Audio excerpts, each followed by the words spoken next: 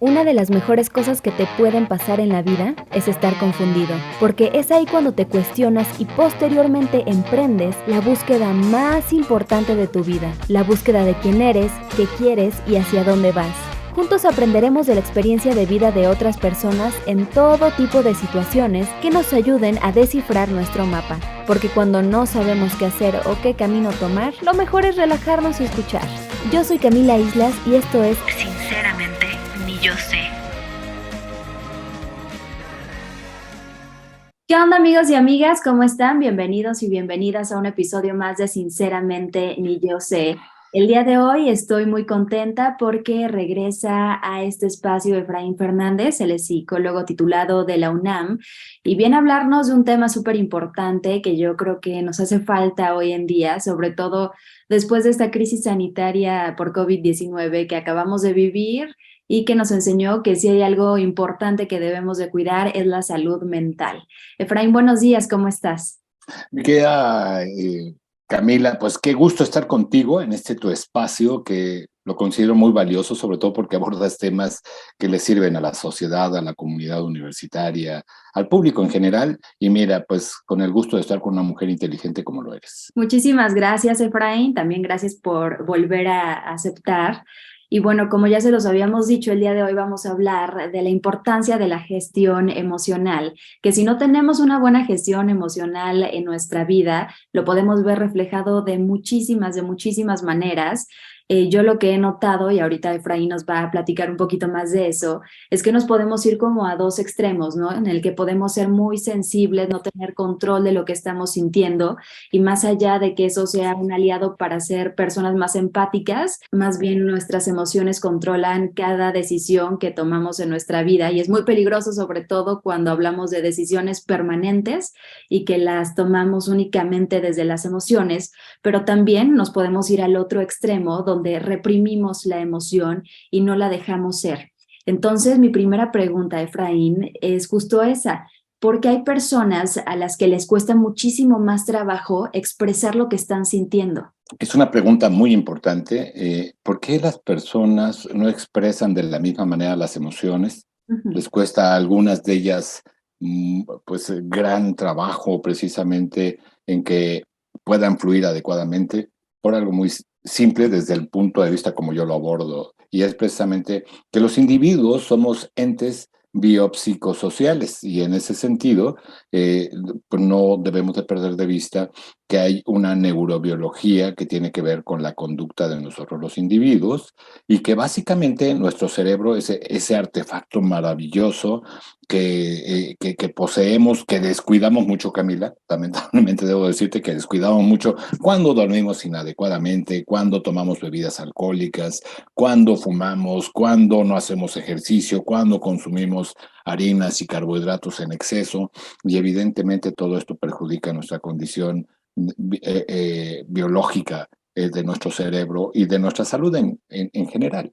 Por otro lado, pues el entorno que nos rodea, el entorno desde la familia que nos toca, desde la sociedad en la que vivimos. Imagínate vivir en Culiacán, Dios santo, con lo que está ocurriendo en estos momentos con la captura de este personaje de la delincuencia organizada, pues para las personas que viven ahí, su entorno debe de ser de alteración de emociones constantes, de un estrés subido hasta el tope.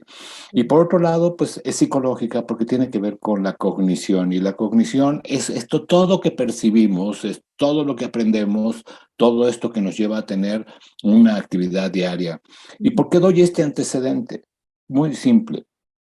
Porque mira, ¿por qué las personas tenemos de entrada una gestión distinta de emociones? A algunas les cuesta más, porque todo esto que acabo de mencionar es muy importante, pero es en la infancia, de la niñez, prácticamente a la entrada de la adolescencia, cuando requerimos, en ese proceso del desarrollo del cerebro, Ujú. requerimos los infantes, los pequeñitos requieren de mucho cuidado del tutor, del papá, de la mamá, de la persona que le atiende, y esto le hace que genere una serie de sustancias, una serie de hormonas muy importantes que se convierten en los neurotransmisores para que no se alteren las emociones. En ese sentido, cuando hay familias, padres, tutores que cuidan, atienden a los pequeños, desde ahí se empieza a conformar precisamente una personalidad interesante que va a marcar, ojo, en la edad adulta, cómo nos vamos a comportar, cómo vamos a hacer.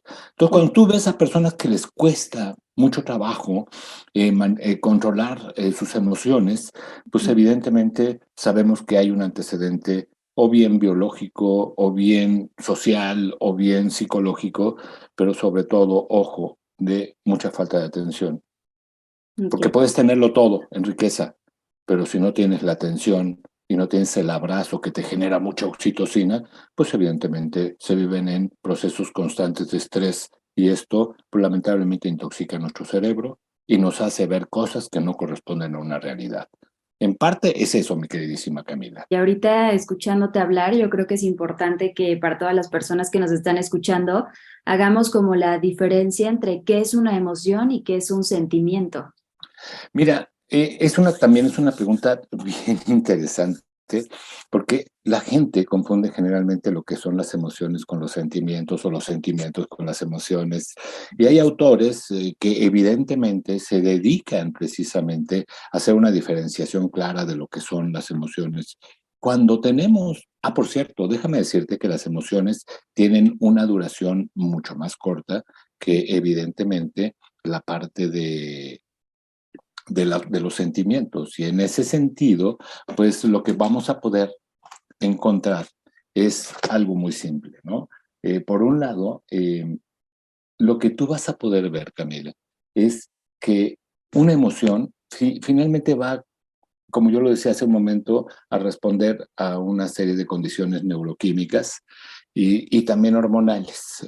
Los neurotransmisores que conectan las células neuronales, las neuronas propiamente, para hacer estos circuitos cerebrales importantes, pues están en función precisamente de lo que son tal cual neuroquímicos. Y cuando las glándulas generan una sustancia que también va a determinar el comportamiento de las personas, son las hormonas. Y hay una hormona muy interesante precisamente que es el cortisol, derivado precisamente de las glándulas suprarrenales a través de la adrenalina, y esto va a determinar cómo manifestamos nosotros esas emociones que son las básicas, Okay. como la rabia, la vergüenza, la culpa, la alegría, la tristeza y el miedo.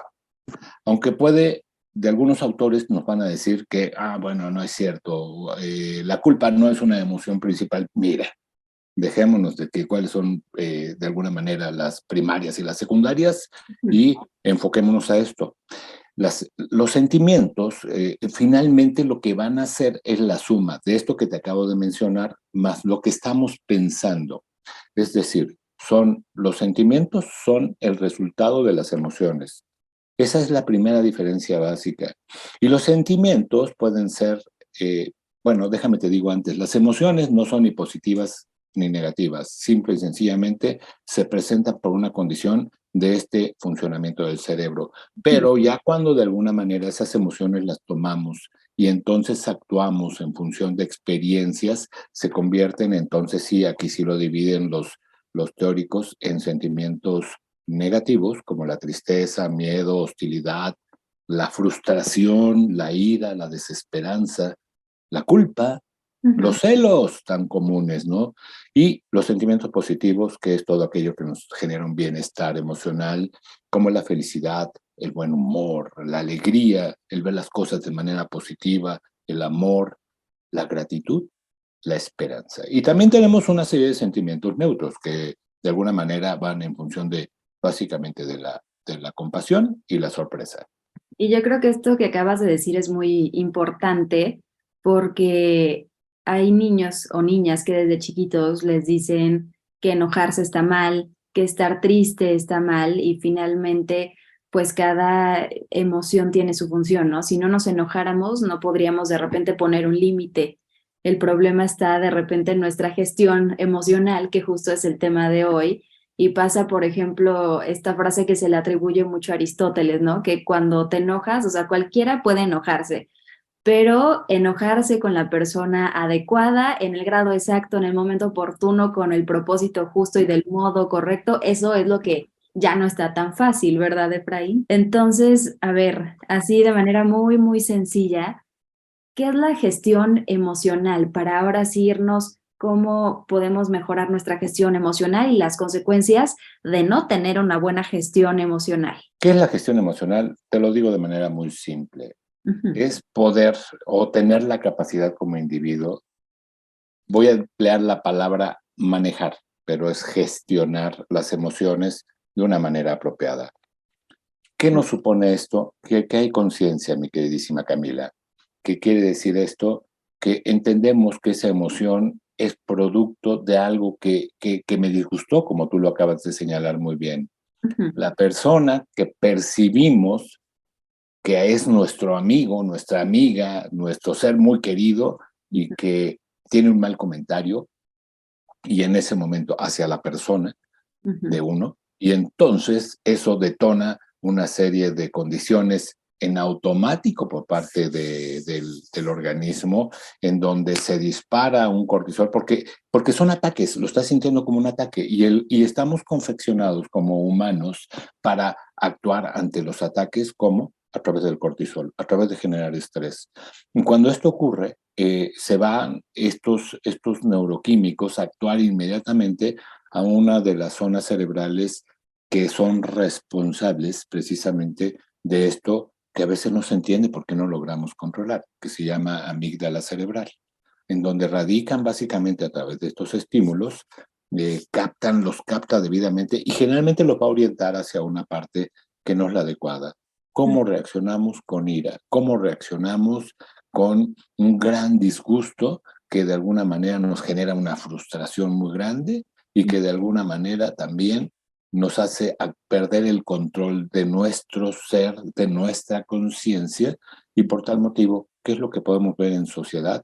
Que si alguien se le queda viendo a una persona de manera retadora, en muchas ocasiones esto que interpretamos como una amenaza, lo que ocurre es que inmediatamente va a querer luchar. O estamos confeccionados para huir o para luchar desde la parte del estrés, pero generalmente en ambientes en donde ya estamos intoxicados, inflamados de cortisol, pues lo que va a ocurrir generalmente son estos pleitos que logramos ver, identificar, donde una persona nos aporta un insulto y se va hacia la otra, golpeándola, hiriéndola con palabras muy, muy lamentables que lastiman a la otra persona, y hasta que se baja el cortisol, hasta que hay conciencia de las cosas, entonces entramos en un gran proceso de frustración, nos sentimos realmente muy, muy infelices porque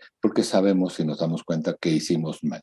Algo que no quizás no tenía nada que ver con uno, lo tomamos personal y finalmente hacemos de esto una tragedia griega que de alguna manera, insisto, al final de cuentas, cuando las cosas son en este marco que estoy explicando, pues simple y sencillamente se convierte en una frustración muy grande de la persona y se siente avergonzada en sumo grado. Y que aparte de eso lo estamos viendo en México, ¿no? Yo lo que he podido observar y de lo que he leído de especialistas como tú, es que estamos viviendo un estrés colectivo muy peligroso ya, en el que nos hacen cualquier cosita, incluso manejando, y reaccionamos a tal magnitud que ya llega a ser muy agresiva y volvemos a lo mismo, ¿no? El peligro, toda esta inseguridad que estamos viviendo en el país definitivamente repercute en nuestra salud mental, en el cómo estamos viviendo nuestras emociones. Para mí algo como muy importante en este momento es como el garantizar la protección de los niños y de las niñas, ¿no? En cuanto a ello, a cómo ellos y ellas van a vivir sus emociones a partir de estos momentos, porque finalmente esos niños y esas niñas se van a convertir en adultos, en personas adultas. Entonces, ya hace unos momentos nos platicabas que la gestión emocional viene desde nuestra niñez, pero entonces me gustaría que ahondáramos todavía más en cómo influye esta etapa de la niñez pero ya en nuestra gestión emocional de la vida adulta. podemos ver de repente igual problemas de codependencia, de que en el trabajo no puedes tener una buena gestión de emociones porque explotas. Entonces, ¿cómo funciona esto, Efraín? Mira, también es otra pregunta bien importante y muy interesante, porque bien lo dices, hay un autor, un teórico de la psicología de apellido Bandura, que Ujú, estableció un término que se llama aprendizaje vicario. Los ujú, adultos, en los comportamientos que manifestamos ante los pequeños lo van a imitar. Si tenemos padres o tutores que son modelos y que tenemos maestros, maestras que son inspiradores o que son represores de los pequeñitos en esa etapa de conformación de identidad y como lo vuelvo a repetir, la parte del lóbulo prefrontal ok, que está en desarrollo, donde está el análisis, donde está el pensamiento crítico, ese se está desarrollando. Por tal motivo, ¿qué es lo que hace? Actúa de manera primaria nuestro cerebro y me refiero propiamente a que todo lo que se ve, esa es la importancia de Bandura, que todo lo que ven los pequeñitos, bueno o malo, lo van a imitar. Entonces, de entrada tenemos esto. Por eso yo decía al principio que el ambiente social y familiar es muy importante. De tal manera que vamos a tener conductas de personas que si ven a la mamá que todo critica, que todo dice que está mal, que tiene, todo lo ve gris, que de alguna, pues ese va a ser precisamente el modelo que le estamos dando como un paquetito para que lo reciba el pequeño y que también todo lo vea mal. Pero si ok. ese padre, esa madre que tiene esa condición objetiva de privilegiar el diálogo, de explicar las cosas, de no perder el control de sus emociones, porque recordemos que los pequeños requieren mucha atención. Y en ese sentido, bueno, pues ahí lo que vale mucho la pena es, yo lo que sugiero, Camila, siempre a los papás cuando me dicen, tengo problemas con mi pequeñito, y cuando identifico que no hay ningún acercamiento, lo que requieren los niños y las niñas a una edad temprana entre, bueno, de bebés y posteriormente cuando empiezan a hacer ya sus primeros pasos y empiezan a tener un desarrollo de ir a la escuela, hasta los 8 9 10 años, 12 años, lo que requieren es muchos abrazos, mucho contacto físico porque generan oxitocina. Se critica mucho esta parte por la gente que desconoce, pero hoy hay estudios científicos que avalan precisamente lo que estoy diciendo, en términos de que cuando tú arropas a un pequeño, lo abrazas, tienes el simple contacto de piel con piel, Ujú, papá, hijo, mamá, hija, papá, hija, ujú. eso le va a generar oxitocina y lo va a hacer sentir muy bien. Le va a empezar a dar confianza, que el día de mañana se va a convertir en la autoestima de la persona. Y la autoestima es la columna vertebral de la salud mental. Por tal motivo, en resumidas cuentas, los apapachos, los abrazos, la atención que le podamos dar de calidad a nuestros pequeños van a determinar precisamente cómo ellos y ellas más adelante van a gestionar sus emociones. Entonces aquí es fundamental una atención privilegiada, virtuosa, como yo les digo a los papás y a las mamás, y en ese sentido, pues ellos, los papás y mamás deben de tener muy bien resguardados y bajo control esa gestión de emociones. Ok, es que finalmente los niños y niñas son reactivos. Ellos no tienen espacio tal vez para esta reflexión que ya vas teniendo más de adultos, son bastante como reactivos.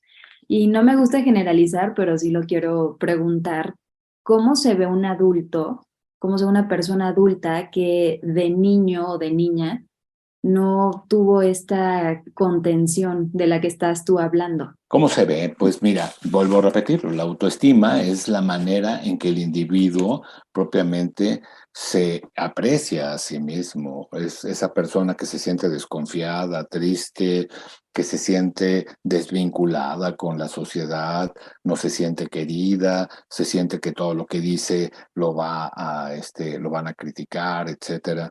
La Organización Mundial de la Salud en el año de 1946 define salud precisamente como ese estado de bienestar integral en donde incluye la psicología. posteriormente, muy recientemente, digámoslo de esta manera, en el 2013, la propia Organización Mundial de la Salud nos dice que el estado de bienestar del sujeto es la conciencia con las capacidades propias del individuo, ¿no? Para afrontar las tensiones de la vida. Sí, Tú y yo estamos todos los días afrontando condiciones, como lo decías tú al principio, de esta situación en donde nos sentimos inseguros. Eso lo mide el INEGI. Y hoy en día, en esta ciudad de Morelia, 7 de cada 10 morelianos no se sienten seguros. Mayores de 18 años no se sienten seguros aquí en Morelia. Y si nos vamos a Zamora, casi son 8 de cada 10 zamoranos. Y si nos vamos a ciudades más violentas, casi son de 10, los 10 se sienten inseguros. Entonces, no tenemos que ver todo negro, mi querida Camila. Dependiendo precisamente de esa conformación de la autoestima, es cómo podemos el día de mañana tener personas que sean productivas. Porque al final de cuentas, la Organización Mundial de la Salud nos dice que si tu bienestar emocional y tu salud mental es adecuada, finalmente vas a ser productivo, claro.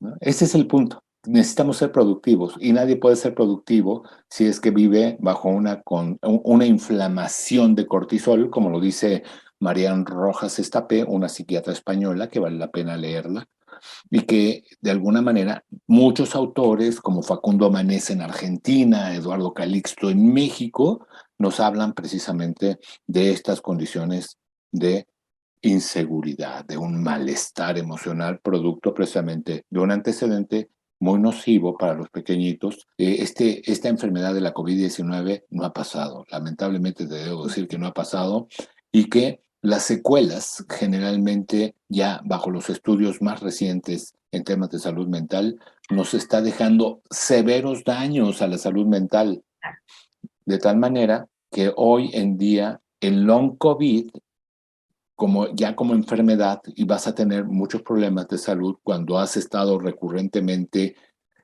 padeciendo esta enfermedad, y vamos a tener algo que se llama niebla mental. La gente pierde la atención, pierde la memoria, no tiene un adecuado funcionamiento, y eso lo estamos viendo cada vez más, ¿no? Qué peligroso. Muy, muy peligroso. Pero mira, Efraín, vamos a darle esperanza a la gente. ¿Qué podemos hacer para empezar a mejorar nuestra gestión emocional? Definitivamente, yo digo, la terapia es una herramienta poderosísima. Si tienen la oportunidad de ir a terapia y también, por supuesto, si quieren hacerlo, yo creo que es una herramienta muy útil. Pero ¿qué más podemos hacer para mejorar nuestra gestión emocional? Mira, en principio de cuentas, es fundamental la alimentación. La Claro. alimentación tipo mediterránea es sustentada en carnes blancas, Ujú. tienen ácidos grasos omega 3. Hay 6 tipos de ácidos grasos omega 3 y 2 de estos son los que realmente hacen una serie de beneficios al cerebro en los temas precisamente de una salud mental. Ujú. Las verduras, sobre todo las verdes, tienen muchas moléculas de flavonoides que también contribuyen a que haya una gestión de procesos moleculares en el cerebro que benefician una estabilidad emocional. Evitar todo lo que son carbohidratos, no los puedes suprimir completamente, Ujú. pero vamos a encontrar los carbohidratos en las tortillas, y en nuestro país nos gustan las tortillas, nos gusta el pan, tenemos una serie de alimentos que están en base de harinas que no nos hacen mucho bien. Los tenemos que ir suprimiendo poco a poco. Y por otro lado, beber mucha agua. El cerebro funciona por una serie de procesos bioquímicos y requiere una cantidad de agua importante. Hay que consumir agua aproximadamente todos los días de 2,5 litros hasta 3 litros diarios, sin que hagamos de esto una exageración. Hoy tenemos una vida muy sedentaria, mi querida Camila, Sí. y el ejercicio es fundamental también, hacer 30, 40 minutos, tener una rutina todos los días, es decir, no te la perdones ni sábado, ni domingo, ni días festivos. Haz ejercicio, pero sin caer en temas precisamente de trastornos cuando ya se vuelve obsesivo el aspecto, y entonces se presenta algo que se llama vigorexia. que de alguna manera pues, nos hace daño, pero sí con conciencia. Si tú corres, si tú trotas, si tú haces ejercicio al aire libre, vas a tener la oportunidad de oxigenar tu cerebro, porque el cerebro requiere el 20% del oxígeno, representando el 2% de la masa corporal. De Ok. tal manera que es fundamental también esta parte. Duerme bien, duerme al menos 7 horas. Algo básico, fíjate lo que te voy a decir, ¿eh? Chequen en sus habitaciones Ujú. qué tipo de luz tienen. Porque si tú vas a la recámara y tienes luz blanca, la luz blanca activa el cortisol y lo va a mantener permanentemente activado. Y no te va a permitir en las noches que entre en función la melatonina, de tal manera que esta es la que nos lleva a los estados de sueño y es necesario dormir sanamente. Claro. Sanamente es, evidentemente, no haber cenado, como ya sabes, a veces se acostumbra, cuando comes carnes rojas, por Dios, el proceso digestivo se hace muy latoso y además no le beneficia mucho a tu organismo, Claro, ¿no? claro, sí. De tal manera que con estos consejos así prácticos empezamos a modificar un estilo de vida, los hábitos propiamente para ir encaminados a un bienestar. ¿Qué te diría adicionalmente? Lee mucho. ¿Por qué? Porque activas procesos de pensamiento, de imaginación y necesitamos a nuestro cerebro llevarlo precisamente a este proceso de imaginación que también le beneficia en el desarrollo posteriormente del mismo. Aquí vale la pena acotar que, por ejemplo, los hombres hasta los 27, 26, 27, 28 años termina de desarrollarse debidamente el córtex prefrontal, que es donde se toman se toman decisiones positivas a través del análisis, a través del proceso precisamente de tener en cuenta todos los elementos que te lleven a tomar buenas decisiones. Evita consumir alcohol, evita consumir cigarros. Evidentemente, si hay problemas de psicotrópicos, pues ahí vamos a tener problemas muy serios. Eviten consumir drogas. Y por otra parte, muy importante, hoy vivimos todos en este mundo de las tecnologías y se están generando también serios problemas Ujú. en términos precisamente de lo que estamos consumiendo a través de los espacios virtuales, las redes sociales. Mucha de la información que está precisamente dispuesta es falsa y eso está generando una serie de procesos neuroquímicos en donde cada que tú estás en una red social y buscas que te den un like, que te den la aprobación, generas un neurotransmisor muy importante para seguir fomentando la conducta adictiva, ¿no? Ok. Me refiero a la dopamina. Y en ese sentido es como si consumiera droga. Entonces hay que tener mucho cuidado con eso. Tienes que administrar adecuadamente tu tiempo. Apaga tu celular y prende un libro, ¿no?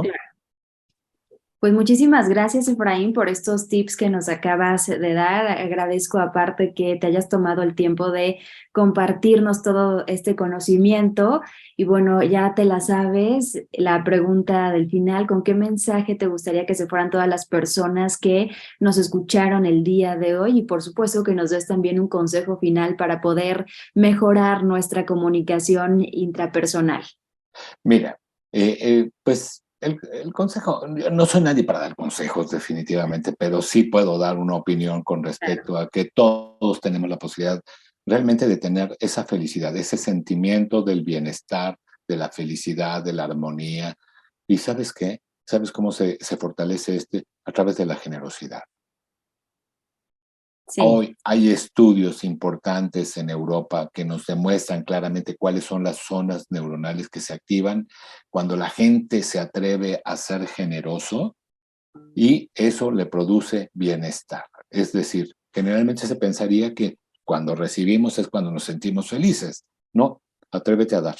Atrévete a dar lo mejor de ti, porque hoy en día te requieren en las asociaciones que tienen a pequeñitos con cáncer, hoy te requieren aquellas personas que vienen de lugares lejanos a esta ciudad de Morelia para recibir atención en la salud de las personas, de sus familiares, y se quedan en zonas realmente muy lamentables. Hay que atrevernos a darles a esas personas, hay que atrevernos a ser agradecidos y eso nos va a mantener en un equilibrio.